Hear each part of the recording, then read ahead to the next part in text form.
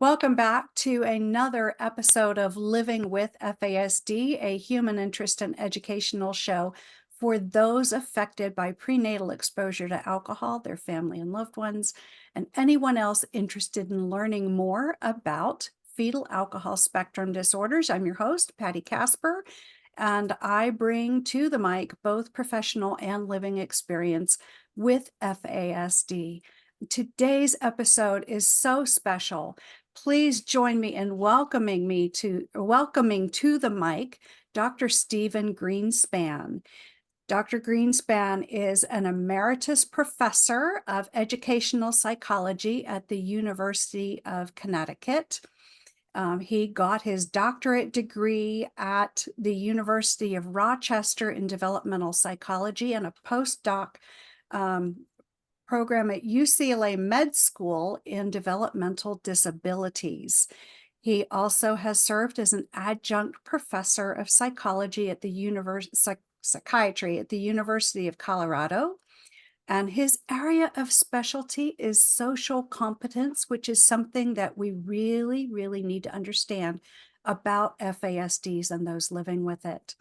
So you will also probably know of him for the work that he has done with people who are being tried on capital cases who have a fetal alcohol spectrum disorder. He is also the most cited professor in the DSM for intellectual disabilities. So, Steve, thank you for joining us on Living with FASD. I can't wait to dive into what promises to be a fantastic conversation. Thank you, Patti. I hope I live up to your expectations. Well, I'm sure you will. So, I had just a few questions, and again, I'm not that formal of a person. After all, the subtitle of the program is Candid Conversations with Patti Kasper. I just like to sit back and chit chat, right? So, what was the focus of your work in developmental psychology, and how did it carry over into your work with developmental disabilities? Well, my focus was on social cognition, which also could be called social intelligence, Okay. understanding of people, understanding of social situations. Okay. And when I started getting some training in developmental disabilities at UCLA, it became pretty obvious to me that that was a central impairment of most of the people I was working with or evaluating. Mhm. Yet it wasn't really part of the official diagnostic criteria at all, from what I could tell. Okay. Can So, you tell us more about that? well, Was there a case in particular that stands out in your memory as to what made you realize how important and how central our ability to have social intelligence really is? well, usually, I mean, people with intellectual disability and people with FASD can usually get by pretty well uh, in superficial situations like meeting you. They have Mhm. what's called cocktail party speech, which means "Hi, how are you?" That sort of thing, Okay. sort of social patter, which I've never acquired. But I was on the board once of the ARC. It used to be the Association for Retarded Citizens. Now it's just the ARC Okay. in Connecticut, where I was for a long time. And there was this guy on the board who it turned out he was a client of the agency. He was a consumer of the agency, but he did a pretty good job of presenting himself. Except when he would make a point at a meeting, he would keep repeating the same point over and over again. Or when you talk to him socially, he'd keep repeating the same thing over and over again. And so it took a while, but if you finally figure out that there's some significant impairments that go beyond initial behavior. Mhm. So, I mean, there are many different ways that, and usually that's why when you evaluate someone for an intellectual disability, you have to talk to family members and others, teachers and others who know the person. Uh, and then you start finding out what their real limitations are. Mhm. I mean, in recent years, my focus has been mainly on gullibility. I Okay. wrote the first comprehensive book on gullibility called Annals of Gullibility. Okay. At one time, gullibility was very was talked about as part of developmental disabilities in the 19th century, but then with the invention of the IQ test, everybody forgot about the social aspects. Yeah. But And go ahead. I'm sorry. I was just thinking how central gullibility probably is to a great many people with FASD getting caught up into the legal system. Have you Yeah, found that to be the case? yeah. I mean, well, I get calls from lawyers like every week or so, almost, and I just got a case now. I can't really go into the details, but he Sure. was sucked into a crime without even realizing it was. Yeah. And then when the law caught up with him, he quickly got sucked into confessing or Hmm. talking to the cops when he didn't really have to. Hmm. So now he's facing serious jail time, whereas the person who manipulated him will probably not be charged at all. And So that I see breaks that. my heart, but it's not surprising, right? I see that sort of thing all the time. Yeah. I mean, Um, I was at the FASD conference in Seattle recently. It was an interesting mix of professionals and advocates, family mhm. members. Mhm. So I was talking to one person who, and quite a few of the family members are adoptive parents. Mhm.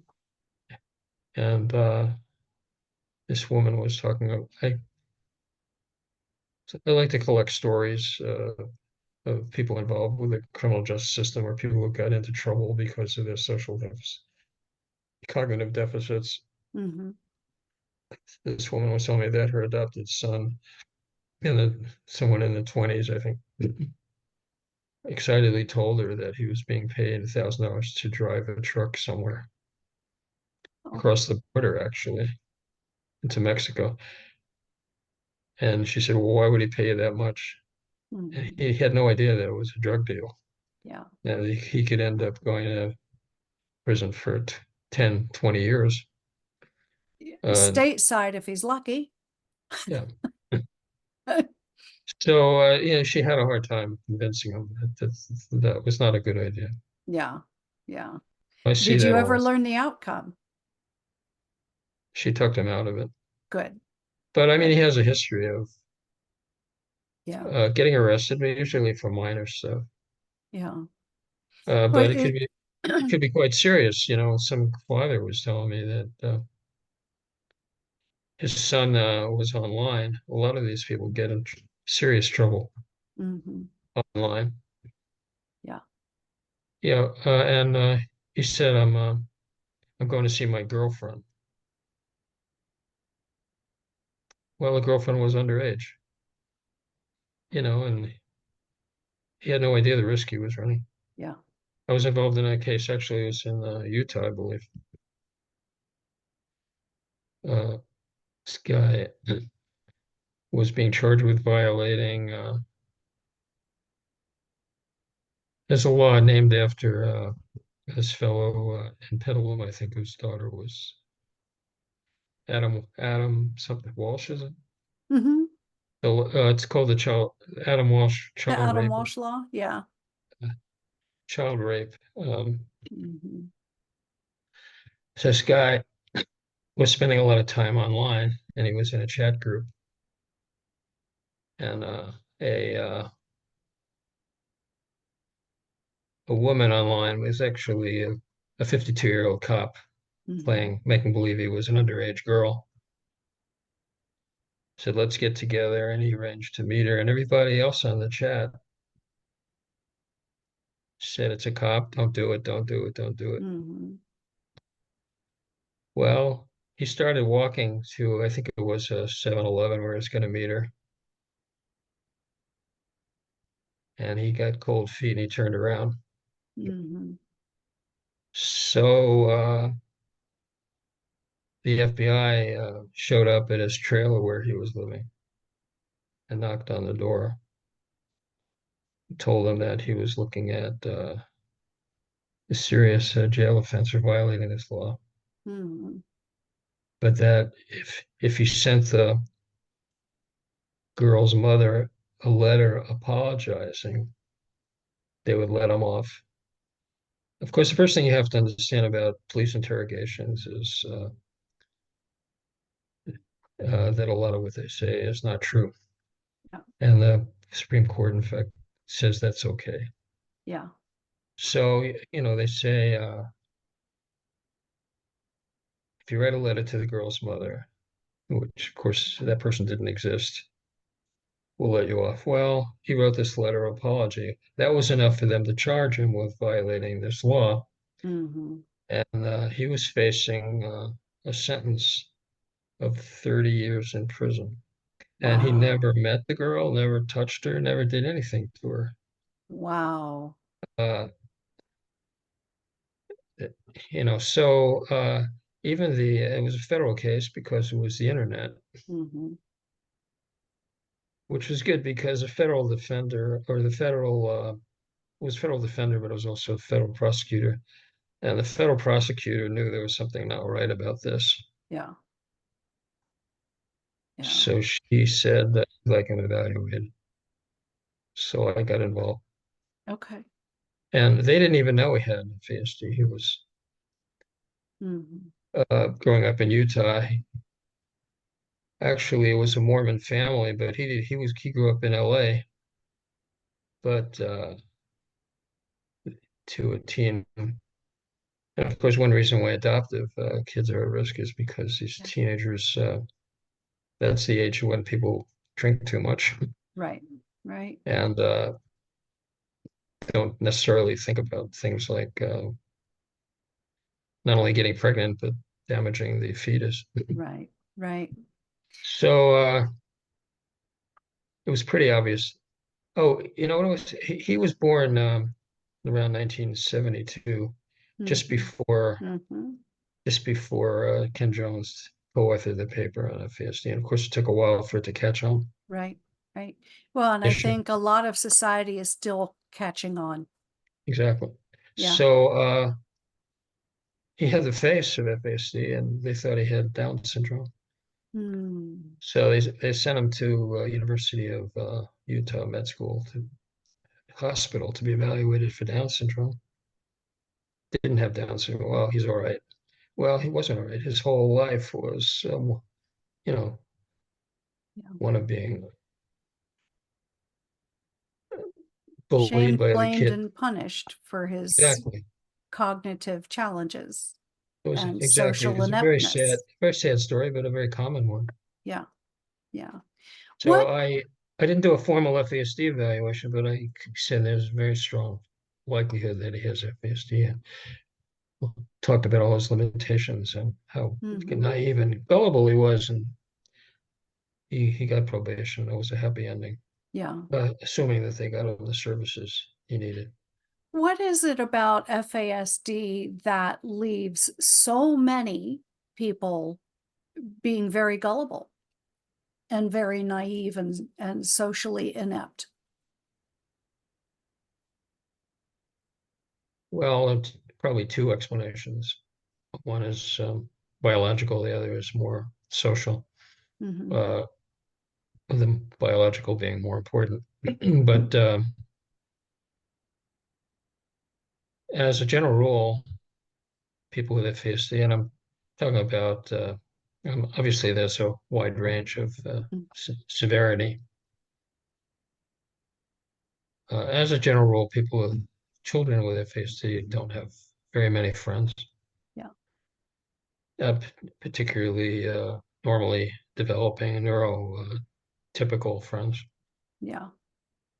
Yeah. I And never then, did. sorry, I never did.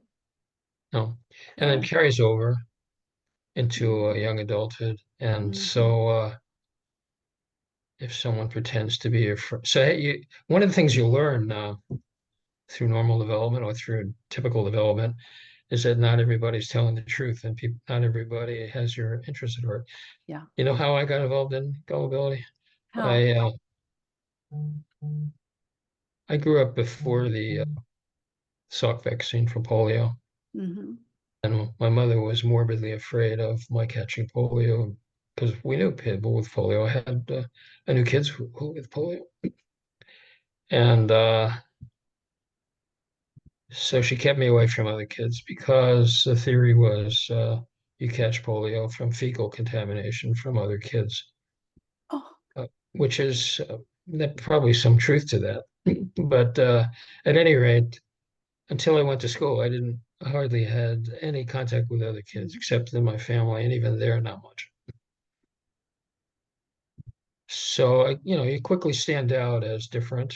You Mhm. don't, you're shy, you don't know how to play the game is played. Yeah. So I was in, I think, the third grade, and a very popular kid in the class suddenly showed an interest in me, which should have been a red flag. I'll give you a quarter if you go into that drugstore. I'll give you a nickel. Back then, a nickel meant something. Yeah, it did. If you go into that store and tell the shopkeeper, I won't tell you it was very obscene. I didn't even know the words, what they meant. Hmm. So I go in there and he chases me out. I say what he told me to say, and he chases me out with a broom. Hmm. And the other Hmm. kids are outside laughing their heads Yeah. off. Yeah. So that was, and I've always been somewhat gullible, even today, more Yeah. so than I tend to be trusting.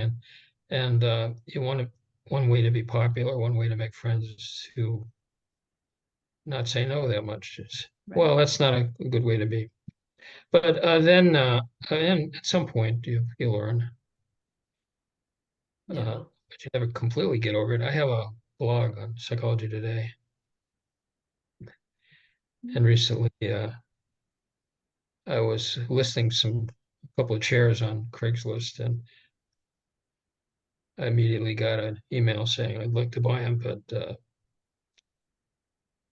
uh, can you hold them for me? I'll even pay you an extra $100 or something. I said, well, okay, but I'll only charge an extra 50. Then they say, well, I just recovered from surgery. My son is going to pick them up. I, uh, or we'll have them shipped to you, but give us your address or your email so we can send you the money. Well, I realized I was being scammed, Hmm. but in the past I would have fallen for something like that. Yeah. So you can learn. Yeah. Yeah. Uh, But it doesn't come natural to keep your guard up, right, right? but then of course the main problem if you have FAC or developmental disability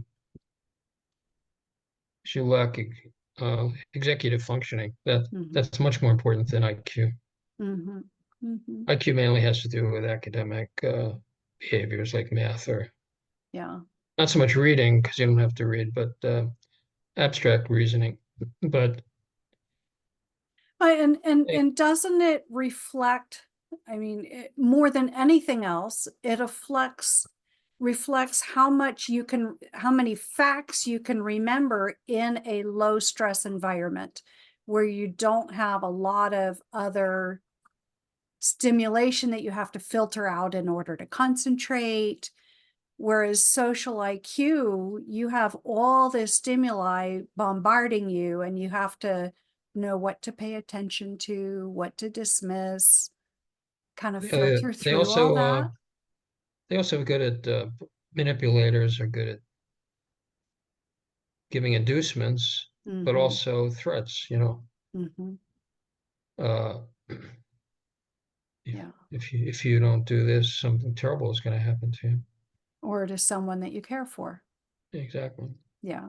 Yeah. And you lack the social problem solving skills to know that you have there are Yeah. people out there who will protect you if you tell them what's going Mm-hmm. on. Mm-hmm. Okay. Well, how did you get interested in FASD as opposed to intellectual disability? Because that's where you started, right? Was intellectual disability? Yes, but I'm not out of that necessarily. I have Yeah. a broad interest in developmental disabilities, Uh-huh. and these category names to me are pretty artificial. I was going So to I say have, artificial. Yeah. I have a younger brother with autism, serious, but he also has intellectual disability. Okay. And that was one reason I got interested in it. But there's a lawsuit, Supreme Court decision called Atkins versus Virginia. It was 2002. Virginia case. Darrell Atkins was facing a death penalty for participating in a killing with a more competent um, co-defendant who was actually the ringleader here, and Mm-hmm. he tripped them in. Well, a lot of us, I mean, as African American, there's a lot of assumptions about poverty and disadvantagedness and all that kind of thing. Darrell Atkins actually was from a relatively well-off family. He would show up at school with fancy clothes and Air Jordan expensive sneakers, and he'd come home with terrible sneakers and hand-me-down clothes because he would give his stuff away. He would be tricked. Mm-hmm. So gullibility was a factor in his case, as it is Yeah. in many, if not most of these cases. In fact, gullibility, without necessarily they're using the word, was the reason why the Supreme Court uh, promulgated the Atkins ruling. Okay. Uh, they were less able to know what will help them, less able to cut a deal with the cops, that sort of thing. Mm-hmm. Anyway, so I was doing these cases because there weren't that many experts who were willing at that point or able to testify. And since I wasn't teaching anymore, I had more time to do this because when you're involved testifying in a case, it's hard to control your time. Yeah. They may tell you have to stick around for another couple of days and you can't exactly leave, and that's Mm-hmm. a good thing if you're teaching courses. So I had some degree of success, but I was also my name had sort of gotten out there a little bit. And I get a call one day from Billy Edwards. I don't know if you know who he is. Billy I think I've was a, heard the name. William Edwards is a public defender in Los Angeles County, a long-time public defender, over 20 Mm-hmm. years. Mm-hmm. And somehow he ended up on the president's committee on what then was called mental retardation. Today it's the president's committee on intellectual and developmental disability. Okay. There's some family connection or other. He got that. Also, he worked in a mental health court, so it was something that had some relevance to what he did as a lawyer. And while he was doing that, he found out about what was going on in Seattle, people who specialized in fetal alcohol. And that's in fact where Ken Jones first Mm-hmm. co-authored his famous paper on fetal alcohol syndrome, which later became fetal alcohol spectrum disorder. Anyway, he said, "Are you interested in finding out about FASD?" I said, "Yeah." A big mistake because I never received so many emails in my life as I did from Billy. We worked together. I helped him put together a special issue of a forensic journal. It became a big interest of mine, and it Okay. really opened my eyes to this whole dimension of disability, which I knew nothing about. Turns out fetal FASD is the number one known cause of intellectual disability. Yeah. So I'm still very involved in intellectual disability. And the reason I was elected to the Hall of Fame of what then was called NOFAS, Hmm. National Organization of Fetal Alcohol Syndrome. Today it's FASD FASD United. Yeah. United, right? So Yeah. I'm on their wall somewhere in Washington.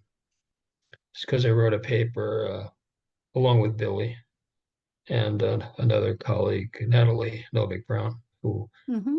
I recently wrote a book with on the Parkland case, along with a lawyer named Karen Steele. Yeah. Uh, so,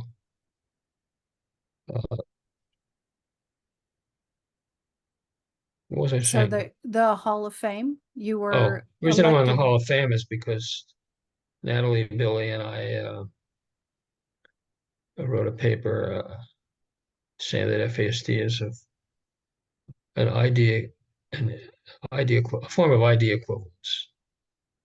Because Okay. we looked at all the statutes, mostly civil, about eligibility for services, which is an issue more relevant, I think, to most of your listeners or viewers.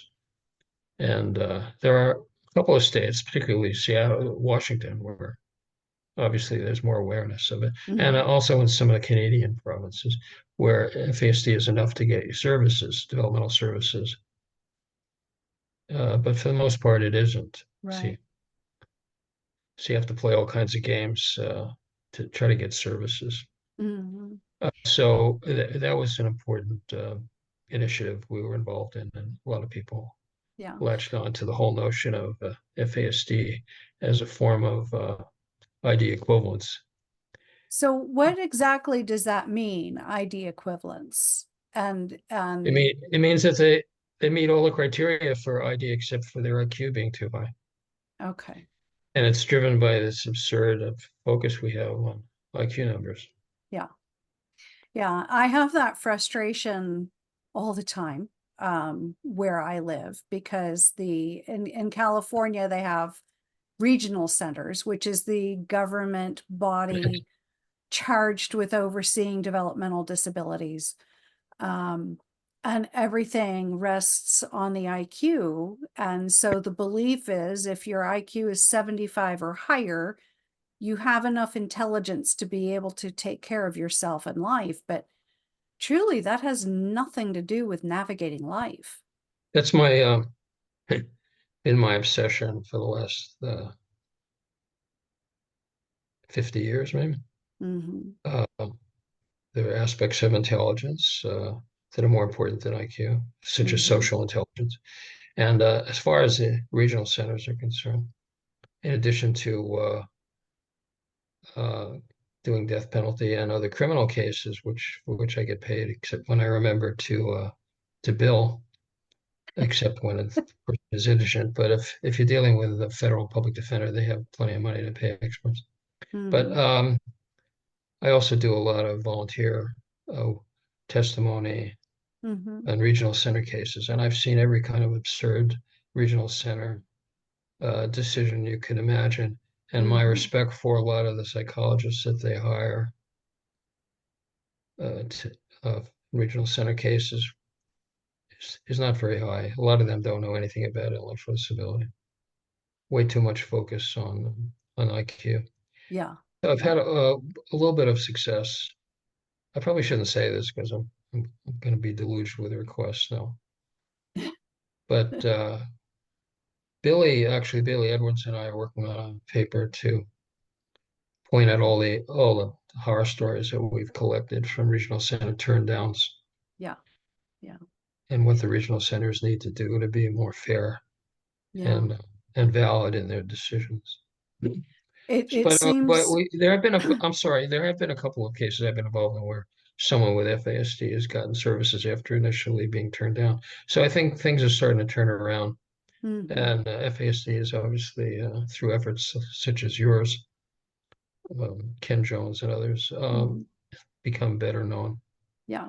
I mean, when I first trained at UCLA, ADHD was a new thing. wrote, if you Mhm. can believe that. And I did a seminar with Dr. Dennis Mhm. Cantwell, who was sort of the leading psychiatrist in the field. Today, everybody's ADHD, and that's one of the Yeah. problems in all the cases I get involved in, such as the Nicholas Cruz Parkland case. They get labeled ADHD Mhm. because that's the most salient aspect of their behavior, particularly when they're Right. in school, and they're stuck with that. Yeah. And the FASD is never recognized. Right. And it's unfortunate because the two conditions, or three if you add in the autism spectrum, they can be co-occurring, or they're just partial, right? They address some of the behavioral characteristics, but not all of them. Um, but it could indeed, someone could have more than one of those three conditions at the same time.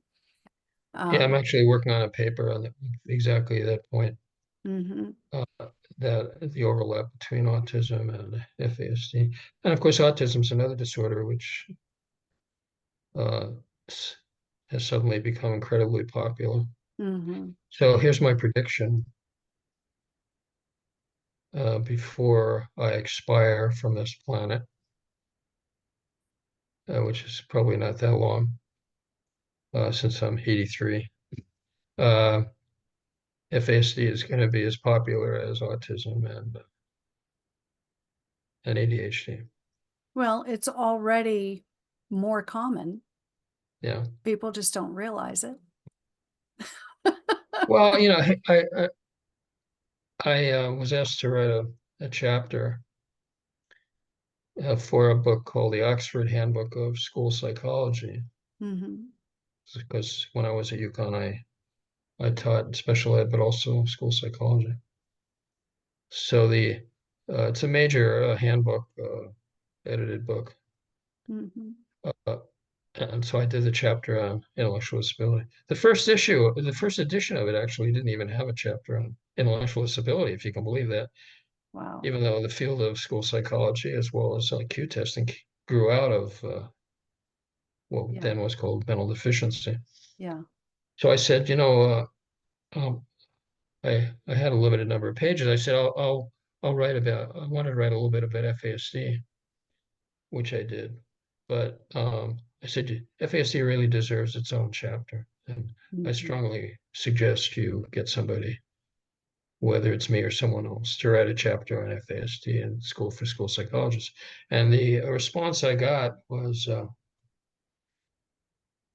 FASD is a rare disorder, and school psychologists will never encounter it. Ugh, And we only want to have chapters that deal with disorders or conditions that they will actually encounter. yeah. To which I replied, sorry, but school psychologists encounter FASD every day of the week. Mhm. They're just labeled ADHD or emotional disturbance or something else. Yeah. Yeah. It's not recognized. I wish I had a quarter for every case I've been involved in Yeah. And here in where school California, psychologists missed it.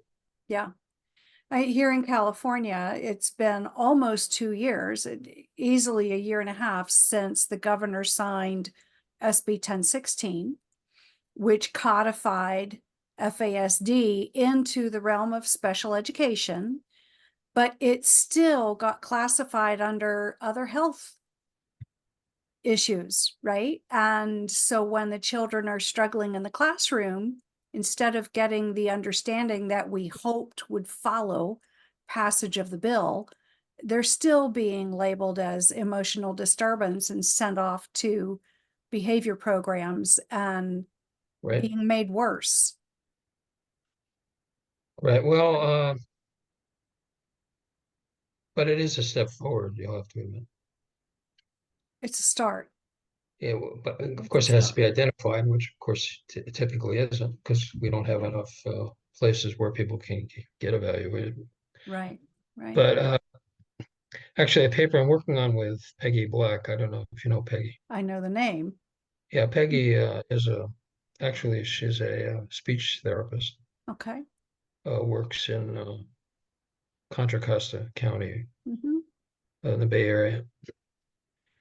But she adopted a girl who has FASD, and I actually helped her get services. So a number of years ago, that's how I got to know her. Mhm. Peggy's an incredibly talented person, but she was actually going to get a doctorate in psych, but dealing with a child with FASD, which of course wasn't diagnosed back then, Right. turned out to be all-consuming. Yeah. Yeah. But anyway, Peggy and I are working on a paper where we suggest that FASD should be considered a syndromal, what's called a syndromal subtype of autism. Mm. It will stir up a lot of crap, I'm sure, and push back both from the autism folks and from the FASD folks, because everybody Mm. wants to have their own little Their own uh, niche. niche or Hmm. silo recognized, but I think that would have some advantages because autism is not really what it used to be. What do you Autism mean has by that? become, well, autism has become another word for intellectual disability. Nobody wants their kid to be intellectually disabled. So we say, well, they have autism. Oh, okay. And of course, it's become way diluted. So all kinds of talented people who, in my opinion, are not autistic, socially or otherwise, call themselves to, on the spectrum kind of thing. Hmm. Hmm. But I think there'd be some advantages to this, but I don't want to sidetrack things right now by going too much into it. But Okay. I think we will be able to make a pretty compelling case why this is a good thing. Yeah. One reason it's a good thing is because autism will get you regional services. Yeah. And if we can show that FASD is a subdromal subtype of autism, Then it's a way in the back door. regardless of your damn IQ. Yeah. Um, so Steve, you sent me a draft of your upcoming book, which I'm very excited about it hitting the market and people being able to purchase it. Um, but there was one quote that was in the just the foreword that the three of you wrote. So I don't know which one of the three of you authors came up with this particular passage, but it says, our overriding goal with this book is that by helping mental health and legal professionals better understand FASD and recognize its functional red flags, future tragedies can be avoided.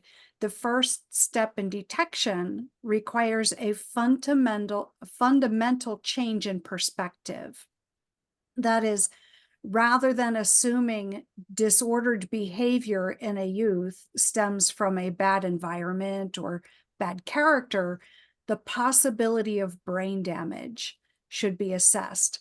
This step is particularly important in the legal context where the odds of encountering a defendant with FASD are high. I absolutely love that quote. Unfortunately, there is such an overrepresentation in the justice system, right? The prison population for those of us with FASD. I think in the general population, everyone pretty much accepts it at 5% now. But within the prison population, isn't it more like 30%? Yeah. Actually, I wrote that Okay. passage. I wrote the for the forward. Actually, preface. The forward was written The by preface. Okay. Michael Perlin, Yes. Yeah. who's a famous law professor in New York who specialty is disability and criminal law. But the preface, which is, I don't, the meaning of a preface versus forward is not entirely clear, but we call it a preface. Uh, that was mostly me. Uh, Okay. Natalie wrote I mean, we all had responsibility for the book, but Natalie has an encyclopedic knowledge of the case as well as the FASD literature. Mm-hmm. So she wrote mostly the first couple chapters. So I wrote the chapter on why FASD is ignored or the red Mm-hmm. flags are missed. And Mm-hmm. then uh, Karen Steele, who's a lawyer in Portland, Oregon, or Salem, or uh, wrote the legal chapter, the conclusion. Right. But in the preface, I tell the story of Carl Bell, and who had an experience very similar to my own. Uh, Carl Bell was a famous psychiatrist, African American Mm-hmm. psychiatrist. In Chicago, right? Yeah, south side of Chicago. Mm-hmm.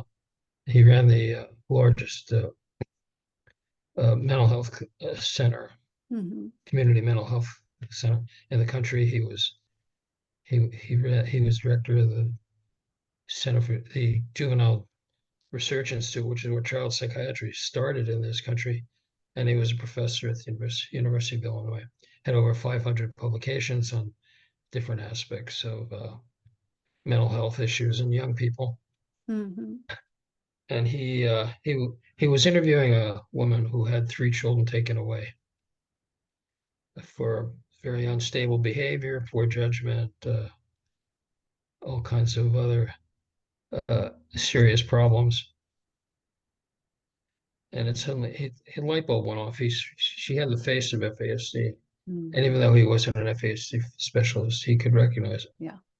And so he studied the population, worked with over 600 cases, and discovered that 40% of them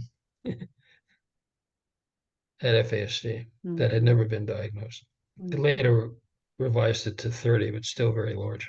Yeah. And he testified in all kinds of criminal cases where he said, well, they have character disorders, family issues. Turned out Mm-hmm.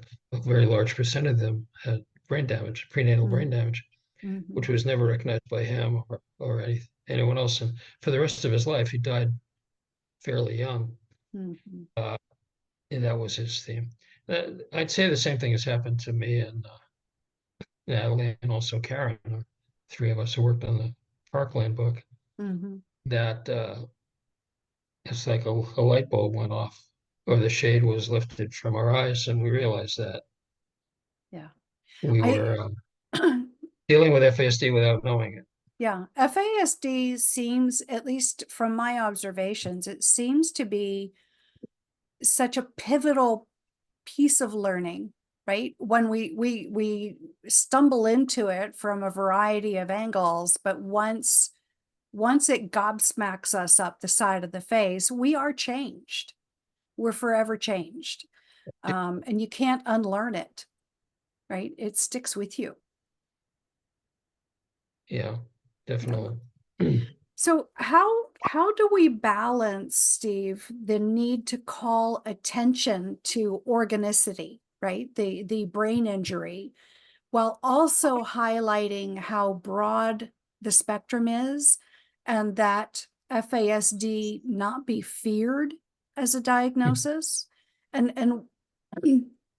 and do you think, how would you say that gullibility or risk awareness plays into this? And if so, by how much? That's a complex question. I'm good at those. Had 12 years at college, I get good questions once in a while. a professor in grad school, Arnold Samaroff, pretty famous uh, infancy researcher. And he said, all of us come into the world brain damaged. As if we're born vaginally. Mm-hmm. Oh Uh, my goodness. Yeah, uh, and so if you want to be born without being brain damaged, have a cesarean. right. However, a lot of people who need cesareans after very extensive, drawn out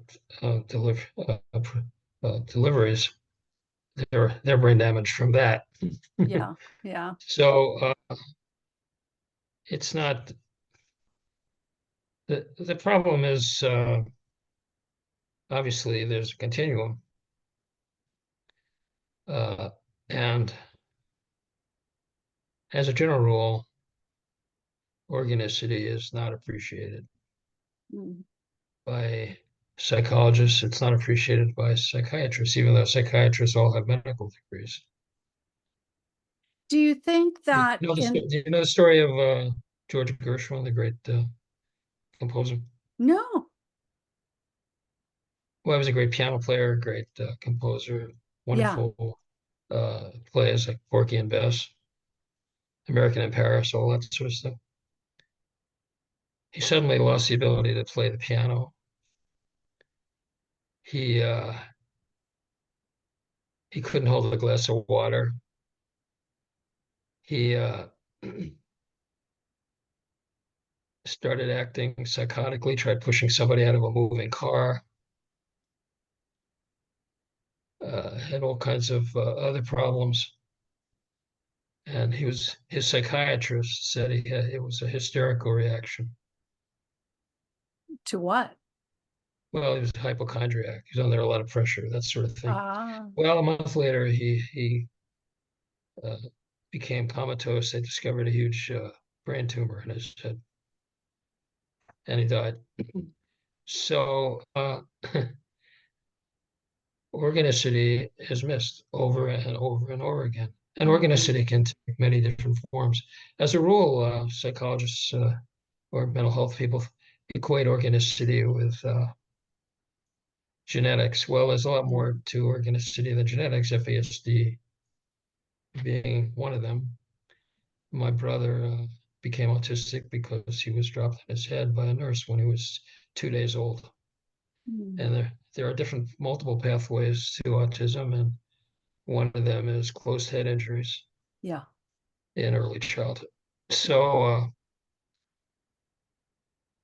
One of the things that I learned getting certified in the neurobehavioral model from Facets is that FASD, it's definitely about brain injuries, but it's neither classified as an external, traumatic brain injury or as a internal non-traumatic form of brain injury.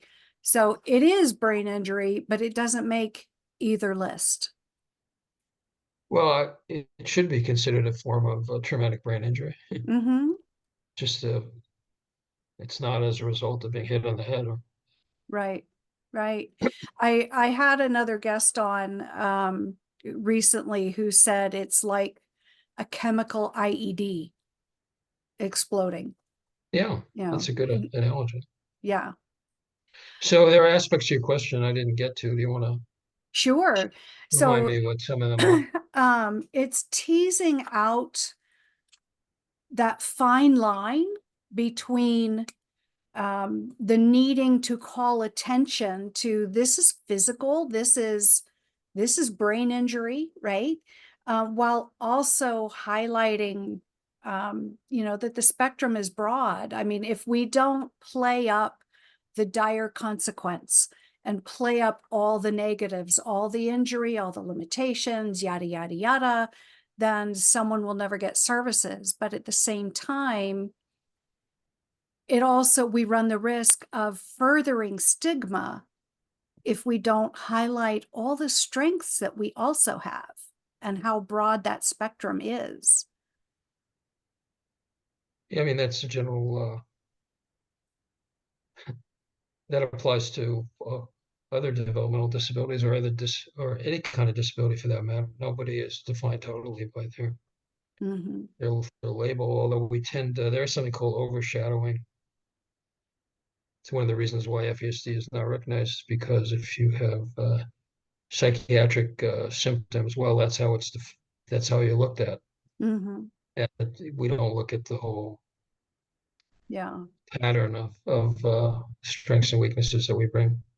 I Uh, wonder, do you think that there are some parallels, or maybe it's more intricately interwoven than I realize, with our insurance industry, such as it is at this time? The emphasis is always on treatment of acute things that can be fixed or cured, right, and not on chronicity, right? Things that stick with you for a while. right. Um, and I'm wondering if this is kind of the same thing, because if you look at the psychiatric, if you throw the right pill or combination of pills, then symptoms go away. Well, that's not the case of prenatal brain injuries.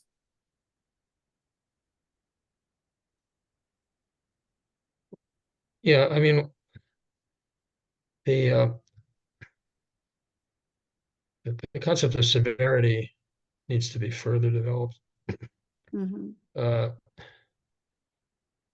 and as a rule, we think of severity in terms of one domain that defines a disorder, but Yeah. Kind of the kind of going back to the everything rests on the IQ. yes, or whatever the domain might be. Yeah. But I think severity really needs to be looked at in terms of the number of domains that are affected. Mm-hmm. And even within a given domain, people are not 100% one way or the other. Yeah. I Protection is think very, I think very part of the important. problem might be, and tell me what you think of this idea. I think we run a risk by assuming that spectrums are two-dimensional, right? We think of Mhm. a line with two endpoints, and full FAS being on the least functioning end. But I think because there are so many facets to our lives, Yeah, and so many different ways that the characteristics resulting from brain injury play out for us across all the different functional domains of life. I I think the two-dimensional line really misses the mark. I yeah, think maybe that's what confuses people. yeah. And environment obviously is important too. Hmm. Um, how much support you get. Yeah, yeah. I I mean, people with a brain injury, I mean, they're not a separate species of humanity. I mean, mhm. they,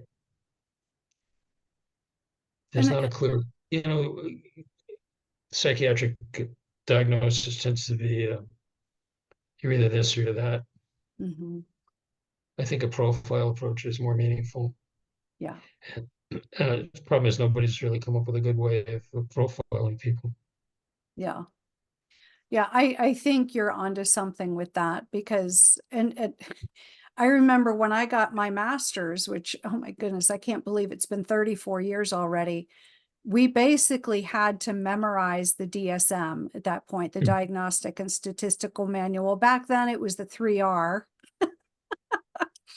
but we were given a sheet of paper that had 5 case studies, and Mm. we had to, without looking at the DSM, we had to tease out the differential diagnosis. We had to explain why we were looking at certain things and why we were ruling out other diagnoses. So I think, I mean, we're trained from Jump Street to Yeah, go A or B, right? Get a little more information. It's like going to the eye doctor, right?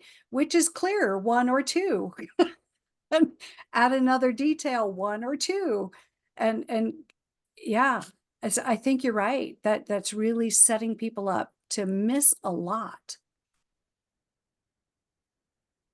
yeah. I think a dimensional approach to diagnosis is much better. Mhm.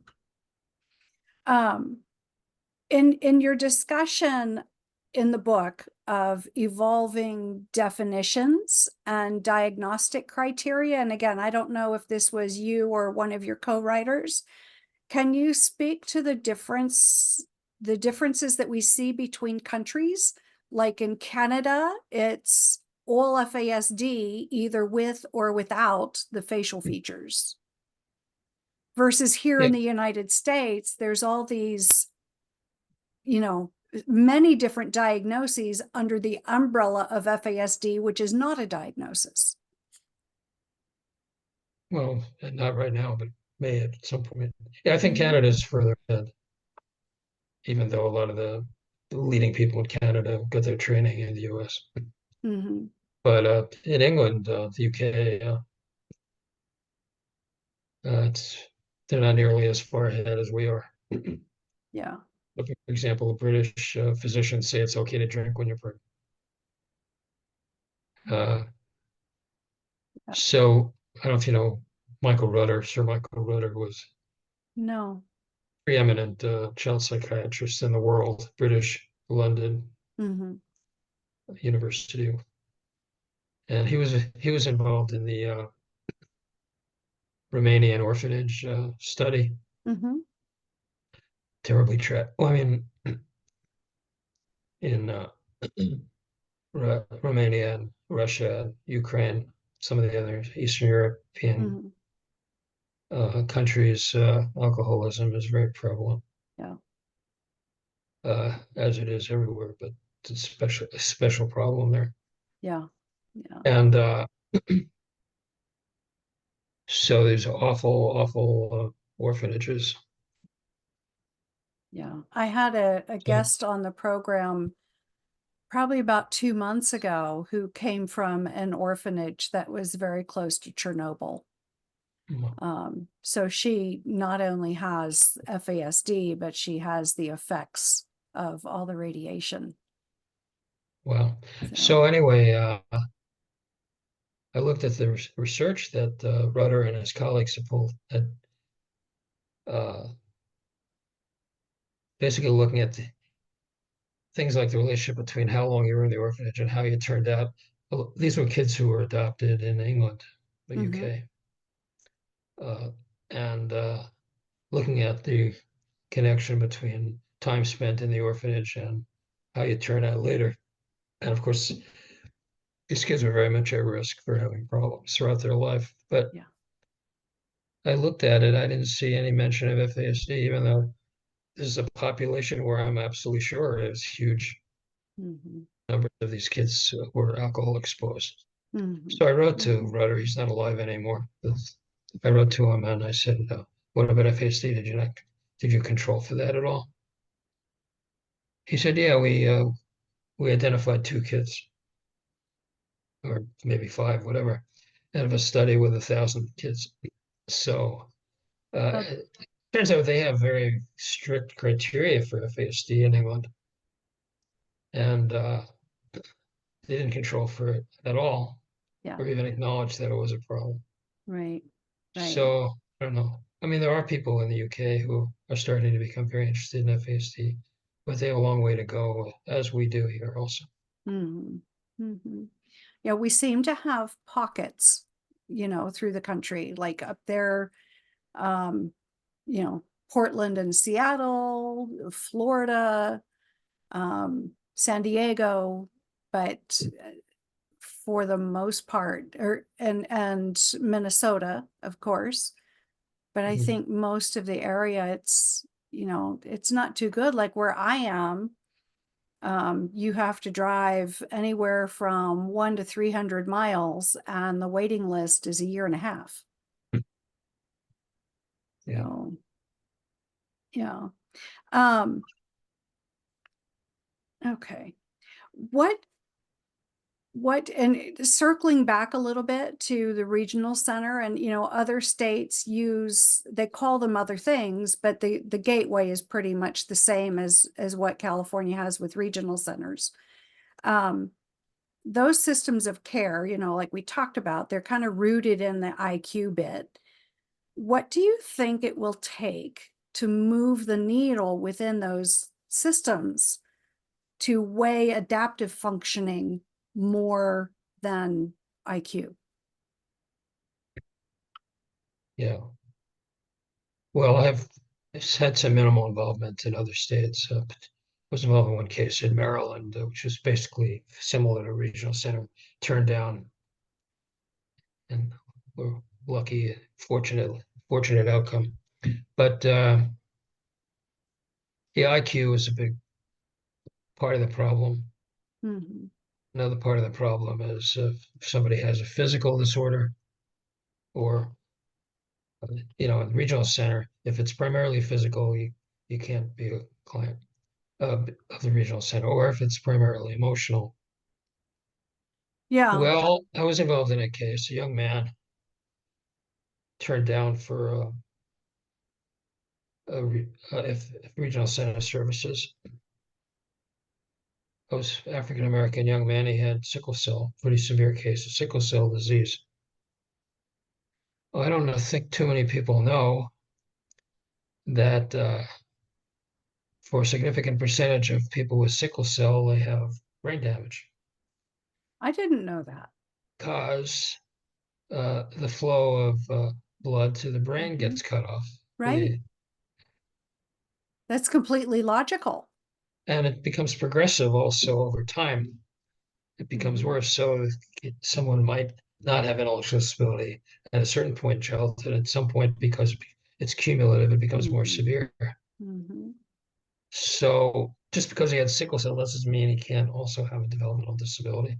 And in Yeah. fact, he had a fairly significant developmental disability, which also manifested in gullible behavior that got him in some trouble with the law. Yeah. So, Yeah. just, I there's also something called cultural or racial overshadowing. If you're Black or Hispanic, whatever the case might be, well, you can't have brain damage. You're just a poor Black, even if you may be not poor. chalking it up It's, to environment. so it's a double form of discrimination. Yeah. Yeah. You're prevented from having brain damage because we're trying to be sensitive to your cultural issues, when in fact we're punishing you for it. Mhm. Mhm. And punishing your family by withholding services, which are Exactly. desperately needed. Yeah. Yeah. So I was a consultant in British Columbia, Canada. Uh, there was a kid there who Native American, which obviously is, or they call it First Nations or something like Mhm. that in Mhm. Canada. Uh, he was adopted into a white family. Uh, he was a client or a consumer for the equivalent of the regional center, I forget what they call it there. But when he got, and he pretty severe problems, he was actually, the family could no longer cope, so they put him in a foster home paid for by the government. Mhm. Neil, his name was. When he got to be a certain age, 18, I think, and they had to reevaluate him. His IQ had gone up a few points. Oh, sorry, we can't serve you anymore. Yeah. Yeah. So it turned into a kind of a class action lawsuit because he was a client of the agency. There was nothing in their statute that authorized them to mention IQ, but because he was so hung up on IQ, even though he had the most severe form of disorder, and I think it was acknowledged that it was FASD. Oh, we can't serve him now because his IQ went up. So the court intervened and said, no, you need to change your criteria so you're not so focused on IQ. Yeah. You need to come up with a plan. So what did they come up with? They came up with a plan that looks exactly like Neil. So Neil had adaptive behavior scores.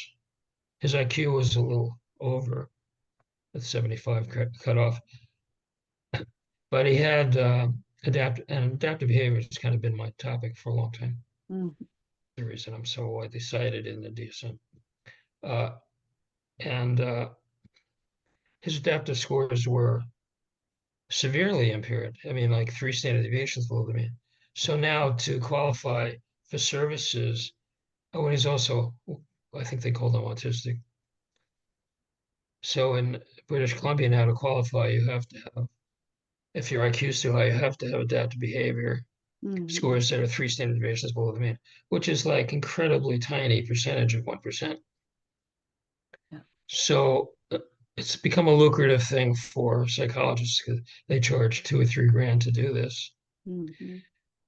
And it's usually based on an interview using something like the Vineland.